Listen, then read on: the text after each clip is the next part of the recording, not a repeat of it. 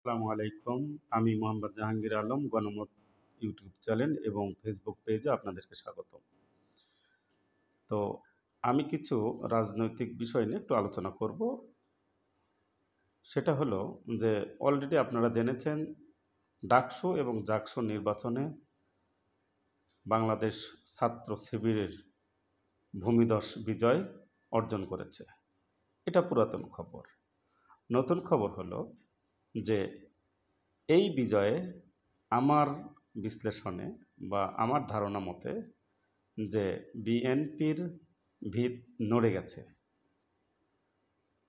তো নড়ে যাওয়ার একটা কারণ, তারা হয়তো মুখে মুখে যাই বলুক না কেন যে ডাকসু এবং জাকসুর নির্বাচন জাতীয় নির্বাচনে কোনো মানে ইফেক্ট পড়বে না, কিন্তু আমার বিশ্বাস তারা ভিতরে ভিতরে এটা অ্যানালাইসিস করছে যে আগামী জাতীয় নির্বাচনও যদি এই অবস্থায় হয় তাহলে তো মুশকিল।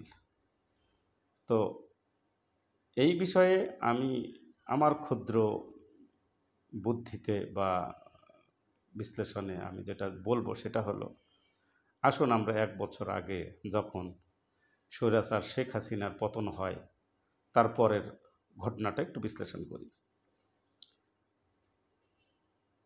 শেখ হাসিনা পলানোর সাথে সাথে আমরা দেখেছি সারা দেশের লুটপাট, ভাঙচুর, অগ্নিসংযোগ, দোকানপাটের শাটার ভেঙে মালামাল লুট, এটা আমি দিব্যি চোখে আমার চাক্ষুষ আমি দেখেছি আমার এলাকায়। কে করেছে? তখন তো আওয়ামী লীগ ছিল না। কারা করেছে? হয়তো অনেকেই বলবে যে কে করেছে, এটা সবাই জানে যে যে কাদের ছত্র ছায়ায় এই লুটপাটগুলো হয়েছে। পাশাপাশি জামাতের ভূমিকা কি ছিল? জামাতের ভূমিকা, ওই সময় তো কোনো সরকার ছিল না, তখন জামাত হিন্দুদের বাড়ি, হিন্দুদের উপাসনালয় পাহারা দিয়েছে, তাদেরকে আশ্বস্ত করেছে যে আমরা আপনাদের সাথে আছি। তো ওই সময়ও যদি তারা বিশ্বাস করুক বা না করুক, অন্তত জামাতের যে কার্যকলাপ, তারা তো কখনো tempo stand, bus stand, auto stand এগুলো দখল করতে যায় নাই। তো কারা গিয়েছে সেটা জনগণ জানে। তো এই চিত্র গোটা বাংলাদেশের। সেই হিসাবে যদি আমি বাংলাদেশ ইসলামী ছাত্র শিবিরের বিশ্ববিদ্যালয় কেন্দ্রিক তাদের যে কার্যকলাপ যদি লক্ষ্য করি, তারা ছাত্রদের সাথে মিশে গিয়েছে, ছাত্রদের পালস বুঝেছে, তাদের সমস্যা সমাধান করার চেষ্টা করেছে এবং বিভিন্নভাবে তাদেরকে মোটিভেট করতে সক্ষম হয়েছে যে বাংলাদেশ ইসলামী ছাত্র শিবির আপনাদের বিপদ আপদে সবসময় আপনাদের পাশে থেকেছে। একটা নতুন স্টুডেন্ট বিশ্ববিদ্যালয়ে ভর্তি হতে যে ধরনের সহযোগিতা প্রয়োজন, সেই সহযোগিতা তারা করেছে। পক্ষান্তরে অন্যান্য রাজনৈতিক দল তারা কি করেছে কিছু বলতে পারবে কেউ? আমার তো মনে হয় না যে তারা উল্লেখযোগ্য কোনো ভূমিকা পালন করেছে। তো যার ফলে ডাকসু এবং জাকসুর যে নির্বাচন, সেটা তারা ব্যালটের মাধ্যমে দেখিয়ে দিয়েছে। এখন প্রশ্ন হলো যে এই নির্বাচনের প্রভাব কি জাতীয় নির্বাচনে পড়বে? আমি যদি বলি যে কেন পড়বে না, তাহলে একটু বিশ্লেষণ করে দেখা যাক। ধরুন ঢাকা বিশ্ববিদ্যালয় প্রায় 40,000, জাহাঙ্গীরনগর বিশ্ববিদ্যালয় 12,000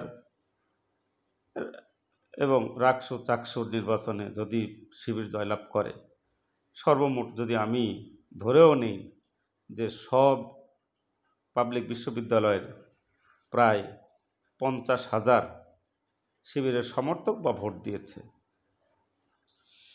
তো তাদের যে কাজ কারবার, এই 40 বা 50,000 ভোটার বা স্টুডেন্ট তাদের গ্রামের বাড়িতে তারা যাবে এবং তাদের রাজনীতির বিষয়ে খোঁজখবর করতে চাবে এবং শিবিরের কার্যকলাপগুলো তারা জানতে চাবে।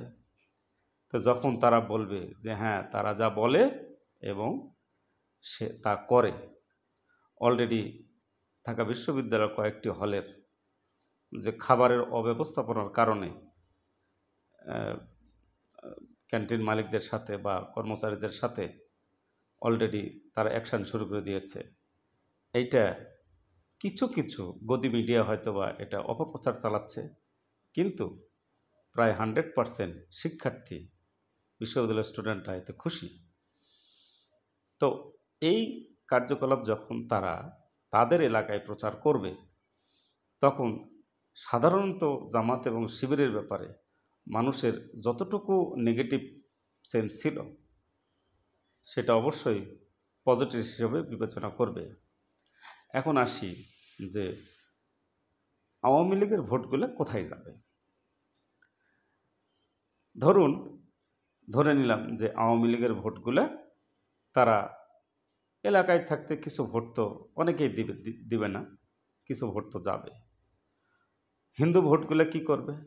হিন্দু ভোটগুলা তারা দেখবে যে বিগত সালে তারা বিএনপি এবং আওয়ামী লীগের দ্বারা নির্যাতিত হয়েছে, তাদের জায়গা সম্পত্তি দখল করা হয়েছে, তাদের উপর অত্যাচার নির্যাতন করা হয়েছে। পাশাপাশি জামাত বা শিবিরের কোনো কর্মী বা নেতা এই ধরনের অপকর্মের সাথে জড়িত ছিল। আসুন 5ই আগস্টের পরে তাদের ভূমিকা কী ছিল?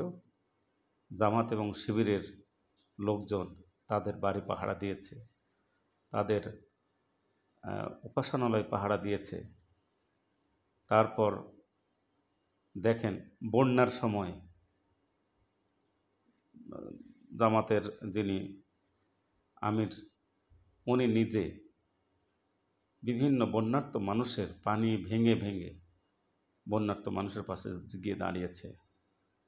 পঞ্চগড়ে তীর্থযাত্রীদের তারা সাথে সাথে তাদের সাথে দেখা করেছে এবং আর্থিক সহযোগিতা করেছে। এখন আপনি আমাকে বলেন যে অন্য কোন দল এই ধরনের সাহায্য সহযোগিতা বা তাদের সাথে মিলেমিশে কাজ করেছে? এইগুলো কি জাতীয় নির্বাচনে প্রভাব পড়বে না? আবার যে সমস্ত এলাকায় আওয়ামী লীগের লোকজন, তাদেরকে কারা মামলা দিয়েছে, তাদেরকে আবার কিছু কিছু লোকের কারা টাকা নিয়ে তাদেরকে সুবিধা দিচ্ছে, এটা কিন্তু সবাই জানে। তো সেই ক্ষেত্রে আমি মনে করি আগামী ইলেকশানে জামাতের অবশ্যই ভালো কিছু করার সুযোগ আছে।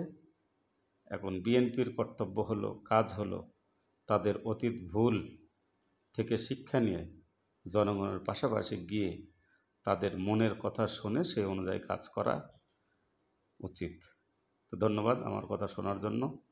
আসসালামু আলাইকুম।